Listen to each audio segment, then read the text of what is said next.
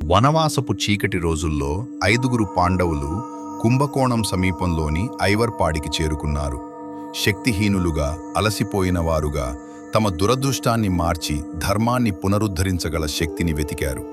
5 పవిత్ర రేకులు కలిగిన స్థలవృక్షమైన మహా మర్రి చెట్టు ముందు మోకరిల్లి తమ దివ్యాస్త్రాలను నైవేద్యంగా ఉంచారు. అప్పుడు నిగుంబలా యాగం ప్రారంభమైంది.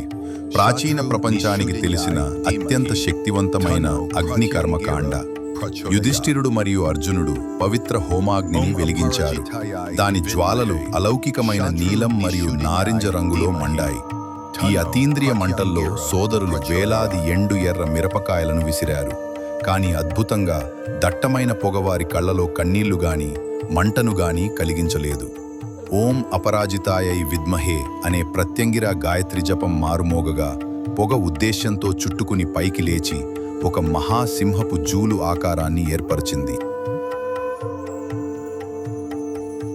పొగ నుండి ప్రపంచం ఎన్నడూ చూడని అత్యంత భయంకరమైన, అత్యంత మహిమాన్వితమైన దృశ్యం బయల్పడింది.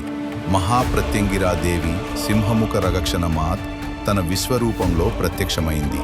1000 సింహముఖాలు 1000 సూర్యులలా ప్రజ్వలించాయి.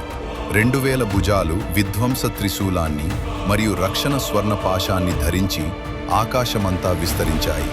ఆమె రూపం మేఘాలను దాటి నక్షత్రాలను తన లోపల దాచుకుంది. 5గురు సోదరులపై ఆమె తన స్వర్ణ అజేయ కవచాన్ని ప్రసరించింది. రక్షణమాత తన కృపను అనుగ్రహించింది. శత్రువుల చీకటిని మింగుతానని ప్రతిజ్ఞ చేసింది. దివ్య ఆశీర్వాదంతో పాండవులు లేచారు. పవిత్ర కవచం ధరించి ప్రతి ఒక్కరూ వేర్వేరు దివ్యకాంతిలో వెలిగారు. మర్రి చెట్టే మారిపోయింది. ఆకులు 5 రేకులుగా మారి సోదరుల భక్తిని శాశ్వతంగా స్మరించాయి. కురుక్షేత్ర యుద్ధభూమి వైపు తిరిగారు. అజేయులుగా, విధిని తిరిగి పొందడానికి సిద్ధంగా.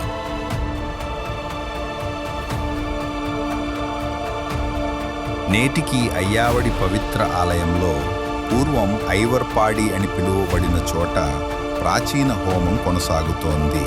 వేలాది ఎర్ర మిరపకాయలు పవిత్ర అగ్నిలో వేయబడతాయి.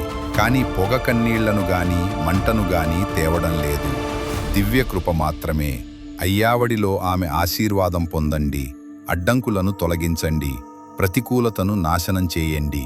జై మహాప్రత్యంగిరాదేవి.